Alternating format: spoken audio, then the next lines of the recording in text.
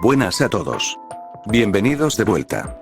Mis queridos espectadores, aquí Shonjaku les vuelve a dar la bienvenida a este canal, continuando la historia de un hechicero malvado en un cuerpo olvidado.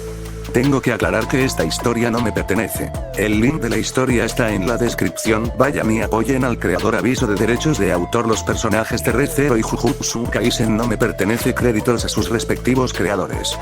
Yo solo les narro esta historia en este teatro. Pero bueno, espero que les guste y dejen su like y suscríbanse. Comencemos. Un malvado hechicero en un cuerpo olvidado de Yante Black Myth. Capítulo 11. 10. Un hechicero y una chica escorpión. Kenjaku estaba confundido. En ese momento, debería haber estado sufriendo por usar la técnica del ámbar de la bestia mítica. Pero en cambio, estaba curado. No sentía dolor, ningún daño, ningún signo de que su cuerpo colapsara. Se sentía perfectamente bien, física y espiritualmente. Lentamente, Kenjaku abrió los ojos. Ya no estaba en la entrada de la torre. Ahora se encontraba en una habitación completamente teñida de verde, como si el color mismo formara parte del aire. No tardó en deducir que quien lo había llevado allí era Shaula. Tampoco tardó en darse cuenta de que ese lugar tenía algo que ver con la regeneración completa de su cuerpo. Tuvo que admitirlo. La magia curativa de este mundo era de otro nivel. En su propio mundo, casi nadie en la hechicería podía usar técnicas de maldición inversa, y quienes podían, solo lo lograban en situaciones limitadas. Había excepciones, por supuesto, como Kinji Akari, cuya regeneración mediante la expansión de su dominio era ilimitada durante un breve periodo, pero en general, la técnica de maldición inversa era un arte restringido. En comparación, la magia del agua y la curación de este mundo eran absurdas. Kenjaku se puso de pie, salió de la cama en la que estaba acostado y caminó por el largo y silencioso pasillo. Sus prioridades estaban claras: encontrar a Shaula, explorar un poco el lugar y luego marcharse para continuar con sus planes. Apenas transcurrieron unos segundos antes de que oyera pasos apresurados que se acercaban. Kenjaku reaccionó al instante, listo para activar su sistema antigravedad. Pero antes de que pudiera hacerlo, un par de brazos lo rodearon con fuerza. «Maestro, ha regresado», gritó su atacante. Kenjaku cayó al suelo por la fuerza del abrazo. Cuando finalmente pudo verla bien, reconoció a una joven de cabello castaño y llamativos ojos verdes. Su larga melena, trenzada en mechones curvos, recordaba la cola de un escorpión. Su atuendo era básicamente un bikini cubierto solo por unos pantalones cortos y una capa. Sin la capa, parecía lista para ir a la playa. Kenjaku suspiró. Se prometió a sí mismo no volver a visitar una playa jamás. Pero lo que más le llamó la atención no fue su apariencia, sino cómo lo había llamado. Un momento, ¿acaba de llamarme maestro?, pensó. Maestro. Por fin ha regresado después de 400 años. Su Shaula ha cumplido a la perfección la misión que me encomendó. ¿Dónde ha estado? ¿Ha encontrado lo que buscaba?, dijo, hablando rápidamente entre lágrimas y sonrisas. Kenjaku apenas podía seguir el ritmo, y mientras escuchaba, varias preguntas comenzaron a formarse en su mente. ¿Quién eras exactamente, Subaru Natsuki? La idea de que el chico ya había estado en este mundo antes empezaba a tener sentido. Al fin y al cabo, Sateya había dicho que él la había salvado, que lo amaba.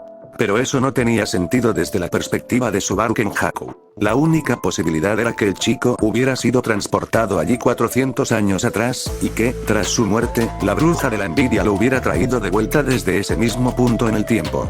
También existía la teoría de que Subaru Natsuki era la reencarnación del hombre al que Sateya había amado. Kenjaku sabía que la reencarnación era un fenómeno real en el mundo de la hechicería, así que no era descabellado pensar que también podría ocurrir aquí.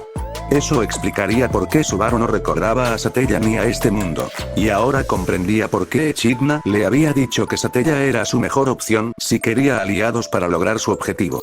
Kenjaku sonrió al pensarlo.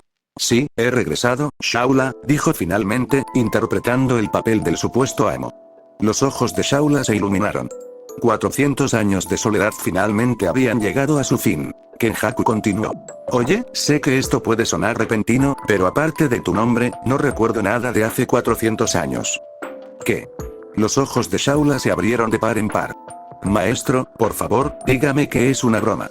Debe ser una venganza por aquella vez que lo interrumpí mientras Sateya estaba... No, Shaula, la interrumpió Kenjaku con calma. No estoy bromeando. De verdad no recuerdo nada. Hace unos años, perdí la memoria. Como dije, aparte de tu nombre y tu existencia, todo lo demás se ha ido. Así que necesitaré que me guíes. Kenjaku no podía hacerse pasar completamente por el amo de Shaula. Subaru Natsuki no tenía recuerdos de ella, así que no tenía nada que le sirviera de referencia. La mejor opción era fingir amnesia parcial. Al oír esto, la expresión alegre de Shaula se tornó triste. Su amo no recordaba los momentos que habían compartido, las promesas, nada. Aunque, al menos recordaba su nombre. Quizás, pensó, sus recuerdos podrían regresar con el tiempo. Entonces sintió algo cálido en la cabeza. Kenjaku la acariciaba suavemente. Escucha, dijo. Puede que no lo recuerde, pero he regresado, y eso es lo que importa. Ahora tengo una nueva misión que cumplir, y te necesitaré a mi lado. Quizás podamos crear nuevos recuerdos juntos en el camino. Las palabras de su maestro hicieron que a Shaula se le llenaran los ojos de lágrimas. Puede que él no recordara el pasado, pero en su corazón, seguía siendo la misma persona. Lo abrazó con fuerza una vez más. Kenjaku le devolvió el abrazo. Se quedaron así un rato hasta que finalmente ella lo soltó. Oh, por cierto, maestro, ¿por qué tiene el pelo blanco y una cicatriz en la frente? ¿Eh? Ah, eso, dijo Kenjaku, forzando una sonrisa. Digamos que tuve un accidente, pero no se preocupe, estoy bien. Bueno, dijo Shaula, frunciendo el ceño, quien quiera que te haya lastimado, lo aplastaré. Qué adorable, pensó Kenjaku. Bien, ahora que todo está bien, ¿qué tipo de información puedo obtener aquí? Preguntó finalmente. Bueno, primero tienes que completar las pruebas de la torre, respondió ella con orgullo. ¿Pruebas? Repitió. Sí, maestro. Usted es quien diseñó las 3 pruebas necesarias para conquistar la atalaya. Además, no puede irse hasta que las complete. Shaula sonrió con confianza. Pero como usted es el maestro, sé que las pasará fácilmente. Kenjaku solo suspiró, sintiéndose ya cansado. Por supuesto que no sería tan simple. Supongo que no tengo otra opción, pensó. De acuerdo, entonces me las llevaré. ¿Qué tan difíciles pueden ser? Murmuró, completamente ajeno a lo que le esperaba. Una semana después, maldita sea, esto ha sido difícil, pensó Kenjaku para sí mismo. Había transcurrido una semana desde que comenzó a afrontar las pruebas. La primera prueba fue la prueba del conocimiento, ubicada en el piso de Taijete. Permitía intentos ilimitados e incluso la participación de varios concursantes a la vez. Al comenzar, todo el piso se transformó en una sala completamente blanca. En su centro flotaba un monolito oscuro y reflectante, de forma rectangular. Cuando alguien lo tocaba, comenzaba el desafío. Una voz resonó en el aire, dando una enigmática orden. Toca al héroe más brillante destruido por Shaula. Tras esas palabras, el monolito se dividió en 8 estructuras más pequeñas, cada una de diferente tamaño y forma. Los participantes debían elegir uno de esos monumentos como respuesta al acertijo, pero no bastaba con acertar por casualidad. También debían comprender por qué ese monolito en particular era el correcto. Incluso si elegían el correcto, la prueba no se consideraría completa a menos que pudieran explicar su razonamiento. Los monolitos formaban un patrón que se asemejaba a la constelación de Orión, y el acertijo en sí hacía referencia a un antiguo mito del mundo original, el escorpión que mató a Orión por su arrogancia. El nombre Shaula pertenecía a una estrella que representaba la punta de la cola del escorpión. Por lo tanto, la respuesta correcta era la estrella que simbolizaba al héroe caído, Rigelo Betelgeuse. Para Kenjaku, aquella primera prueba había sido relativamente sencilla, gracias al conocimiento que le había dejado el chico de las estrellas. A decir verdad, nunca le había interesado mucho la astrología. Sin esos fragmentos de memoria, la prueba habría sido mucho más complicada. Tras superar la zona, el entorno volvió a cambiar. Kenjaku se encontró dentro de una inmensa biblioteca. Después de explorarla y escuchar la explicación de Shaula, descubrió su nombre: la Biblioteca de los Muertos. Un lugar donde cada persona fallecida tenía su propio libro. Al leerlo, uno podía revivir los últimos momentos de esa persona como si los hubiera vivido en persona. Dentro, encontró nombres que reconoció. Algunos de los recuerdos del niño, otros de su propio conocimiento o de historias que Pandora le había contado. Teresia Van Astrea, Minerva, Lieva Tenkaitos, Elsa Graniert, Tipón, Fourier Lúnica, Regulus Corneas. Por curiosidad, Kenjaku abrió varios tomos. Tenía que admitir que algunos eran fascinantes, otros terriblemente aburridos. Pero uno en particular le provocó una risa de disgusto: Regulus Corneas. Ver a ese hombre llorar, golpeado y ahogándose, era patético y ridículo. Tan poderoso, y sin embargo, no había logrado matar a Subaru Natsuki ni una sola vez. ¡Qué perdedor tan patético! Cuando se lo contó a Shaula, los dos acabaron riéndose juntos. También encontró el libro, o mejor dicho, los libros, que pertenecían a Subaru Natsuki. No era solo uno. Había alrededor de 200 registros. La mayoría de ellos detallaban las muertes que sufrió durante su estancia en prisión. Mientras continuaba su búsqueda, un nombre en particular llamó su atención. Aldebarán. Pertenecía al compañero de la arrogante princesa del sol. La curiosidad de Kenjaku se despertó. Tal vez el hombre había muerto dentro de la torre. Tomó el libro y comenzó a leer. Lo que vio le heló la sangre, y dibujó una sonrisa torcida en sus labios. Kenjaku analizó la información y no pudo evitar pensar: maldita bruja codiciosa, qué astuta eres. Aldebarán poseía una habilidad similar a la de regreso por muerte, aunque más limitada. Podía establecer un rango temporal dentro de un área específica y, mientras permaneciera allí, podía regresar tras su muerte. Funcionaba casi como un dominio simple refinado. Además, Aldebarán tenía un as bajo la manga. Ol Shamak, un hechizo de sellado diseñado específicamente para contener a Subaru Natsuki y eliminarlo del mundo por completo. Aparentemente, su misión había sido eliminar a Subaru si alguna vez se cruzaban, aunque posteriormente abandonó ese propósito tras conocer a Priscilla Varielle. Eso convertía a Aldebarán en un obstáculo potencial. No tan abrumador como Reinhard Van Astrea, pero una verdadera molestia al fin y al cabo. Si Kenjaku no lo hubiera sabido de antemano, podrían haberlo sellado fácilmente sin darle oportunidad de resistir. Suspiró y murmuró para sí mismo: supongo que me lo merecía por lo que le hice a Satoru Gojo. Mientras ideaba estrategias contra aquel hombre, llegó a una conclusión pragmática. Lo más inteligente era mantenerse alejado de Aldebarán y atacar desde la distancia. Si conoces el truco de un hombre y su as bajo la manga, todo se vuelve mucho más fácil. Aparte de eso, el hombre no parecía particularmente fuerte. Kenjaku sonrió para sus adentros. Ahora tenía información valiosa y un nuevo objetivo que añadir a su lista. Tras reflexionar un rato más, decidió intentar la segunda prueba.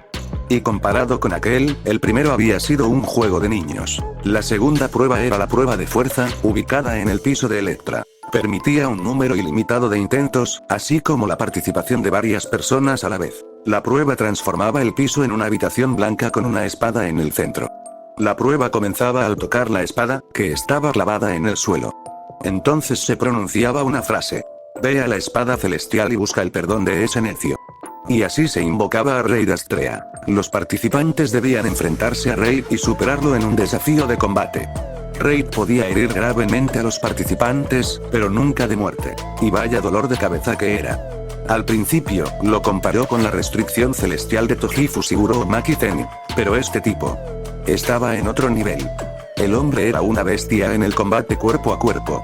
Con solo un par de palillos, podía infligir un daño increíble e incluso atravesar conceptos no físicos. Se dio cuenta de ello cuando sus manos invisibles fueron cortadas. También intentó usar maldiciones de grado especial, pero el pelirrojo las repelió. Kenjaku había sido derrotado unas 42 veces por el primer santo de la espada. En el camino, descubrió que Shaula le tenía miedo a ese tipo. Pensaba que era por su fuerza. Pero en realidad, era porque el hombre era un mujeriego, un pervertido y un degenerado total. Eso le dio una idea a Kenjaku. Antes de comenzar la prueba de nuevo, usó hambre maldita para transformarse en Mei Mei, la hechicera de primer grado de la preparatoria Jujutsu. Una vez transformado, reinició la prueba. Y la idea funcionó. Al principio, Raid empezó a babear al ver a la hermosa hechicera. Eso bastó para que Kenjaku aprovechara la distracción. Atacó con todo lo que tenía en ese momento. Corleonis, providencia invisible, sistema antigravedad y manipulación de espíritus maldito. Eso bastó para que Raid Astrea sudara. La táctica había funcionado. De hecho, gracias a providencia invisible y sistema antigravedad, logró empujarlo varios metros hacia atrás. Con eso, superó la segunda prueba. En ese momento, Kenjaku estaba descansando. La segunda prueba había sido agotadora, pero finalmente había logrado superarla. Ahora solo quedaba uno, y por fin podría conquistar la torre y llevarse a Shaula consigo. Pensaba en su siguiente movimiento. Ya tenía una idea de qué hacer. Sería difícil, y tendría que ejecutarlo a la perfección. Si las cosas salían mal, podrían complicarse mucho. Disculpe, maestro. Sus pensamientos fueron interrumpidos cuando Shaula lo llamó. Maestro, ¿qué haremos cuando terminen las pruebas? Bueno, me iré de este lugar. ¿Qué? Por favor, maestro, no deje a Shaula sola otra vez. ¿Quién dijo que me iría sola? Vienes conmigo, Shaula. Como te dije, quiero que estés a mi lado para completar mis planes. Al oír eso, Shaula se animó. Su maestro había regresado y se irían de este lugar para vivir nuevas aventuras. Sin duda, ese era el mejor día de la vida de Shaula. Sí, maestro. Prometo no decepcionarlo. Seremos el dúo dinámico, Batman y Robin. Kenjaku suspiró. Aunque para él, Shaula era simplemente una herramienta para activar la asimilación, tenía que admitir que era divertido pasar tiempo con ella. Bueno, es hora de terminar esto. Ven, Shaula. Sí, amo. Shaula está en camino. Finalmente, tras caminar unos minutos, llegaron al primer piso de la torre. El piso Maya, donde les esperaba la última prueba para conquistar la atalaya de las Pléyades. Bueno, allá voy, se dijo a sí mismo. La puerta se abrió. Y frente a él se encontraba uno de los seres que habían sellado a la bruja de la envidia, el dragón volcánico. Kenjaku caminó hacia el dragón. Sinceramente, después de la segunda prueba, ya esperaba que la última involucrara a esta criatura. Tal vez tendría que luchar contra ella, o quizás sería algún tipo de acertijo o prueba. Sin duda, prefería lo segundo. Finalmente, Kenjaku se plantó frente al dragón. La criatura notó su presencia y bajó la mirada para encontrarse con la suya. Kenjaku tuvo que admitirlo. Aquella cosa era imponente. El dragón finalmente habló. Tú que has llegado a la cima de la torre, avanza por el primer piso, poderoso suplicante. Soy volcánica. Según el antiguo pacto, pido tu voluntad, tú que has llegado a la cima. De repente, la expresión del dragón cambió. Si antes había sido intimidante, ahora parecía a punto de devorar a quien quiera que se interpusiera en su camino. Kenjaku solo pudo murmurar para sí mismo. Ah, allá vamos. De la boca del dragón brotó un torrente de fuego infernal dirigido directamente a Kenjaku. Rápidamente activó su sistema antigravedad, saltando lo suficientemente alto para evitar las llamas. Tras esquivarlas, usó providencia invisible para golpear a Volcánica. El golpe impactó en el ojo del dragón, pero Kenjaku no se detuvo ahí. Una vez más, usó su autoridad para invocar más manos. Agarrando los cuernos del dragón, se impulsó lo suficiente para asestar un poderoso golpe.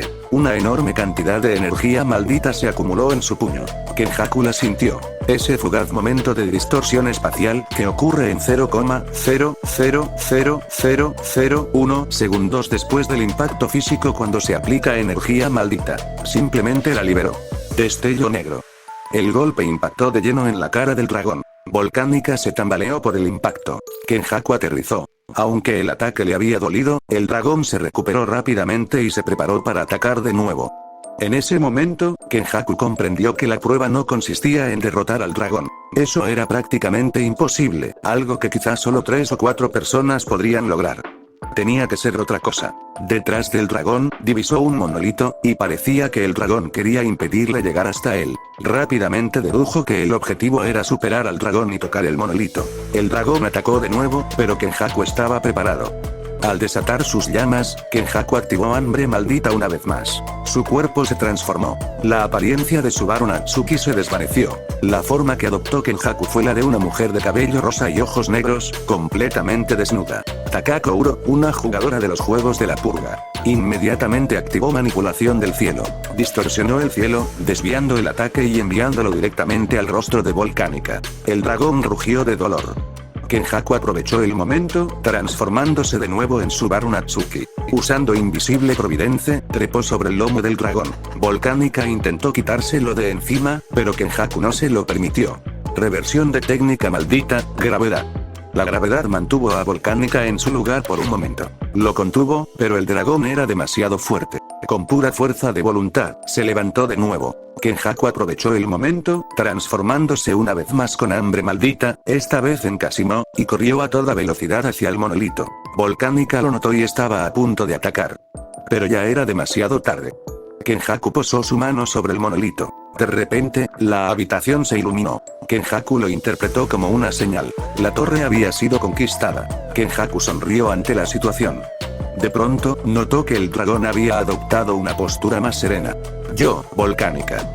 De acuerdo con el antiguo pacto, pido la voluntad de quien ha alcanzado la cima. Ya era hora, dijo Kenjaku.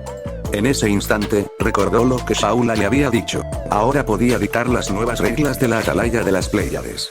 Se enderezó, cruzó los brazos y comenzó a enumerarlos mentalmente. 1. De ahora en adelante, Rey Dastrea será el nuevo guardián de la torre. Shaula queda exenta de esa responsabilidad. 2. Solo los usuarios de energía maldita podrán realizar las pruebas. 3. Cualquiera que no sea un hechicero morirá al entrar en la torre. 4. Las almas de quienes mueran en la torre me pertenecerán. 5. Si muero, el nuevo dueño de la torre será alguien digno.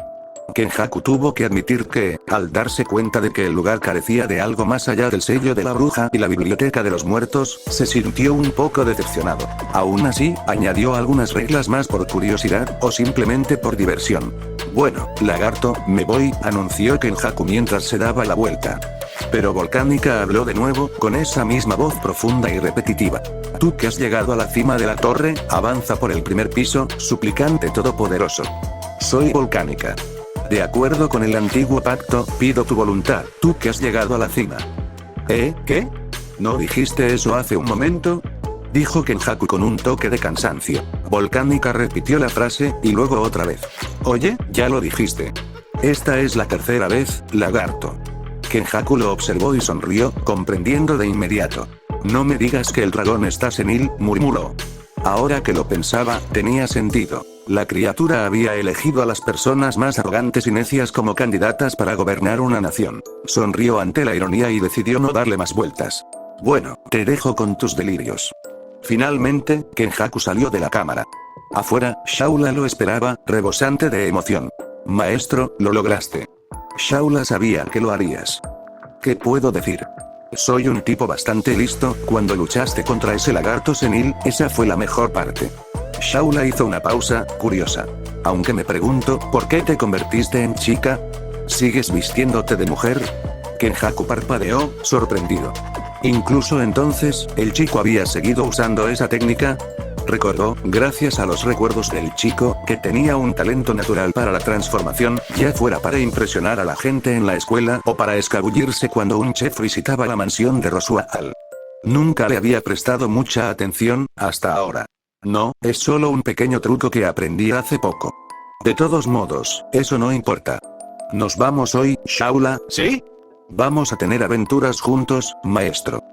Sí, nos divertiremos. Solo, no me decepciones, ¿de acuerdo? No lo haré, maestro. Y así, un hechicero y el aprendiz del sabio Flugel abandonaron la torre. Lugúnica, castillo real. Dentro del castillo, una criada limpiaba el lugar donde reposaba la piedra del dragón.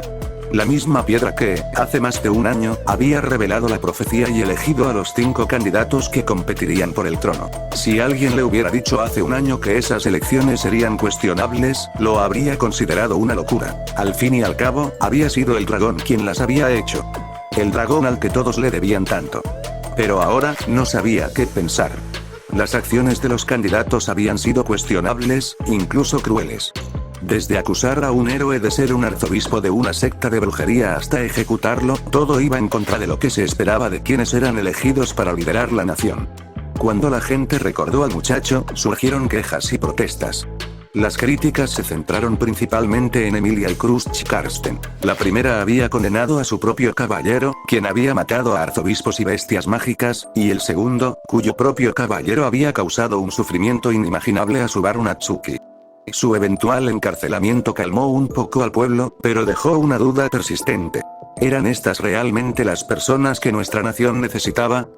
Quizás el dragón se equivocó, quizás no eran dignos, quizás la elección real estaba condenada al fracaso desde el principio. Sus pensamientos se detuvieron abruptamente cuando la piedra comenzó a brillar, proyectando un mensaje claro pero increíble. La torre de vigilancia de las Pléyades ha sido conquistada. Notas. Bueno, esto se convirtió en la ruta de la gula sin darnos cuenta, jeje. No voy a decir qué pasará en el próximo episodio. Quiero que sea una sorpresa. La verdad es que, al principio, no sabía qué rumbo tomaría la historia, pero creo que ya tengo una idea general de lo que quiero hacer. Pregunta del día. ¿Qué momento de la tercera temporada de JJK tienes más ganas de ver animado? Para mí, la pelea entre Kasimo y Akari es el punto culminante. Bueno, eso es todo por ahora. Espero que les haya gustado. Cualquier opinión o crítica es bienvenida. Si encuentran algún error gramatical, es porque el inglés no es mi lengua materna, lo siento. Intentaré mejorar en ese aspecto.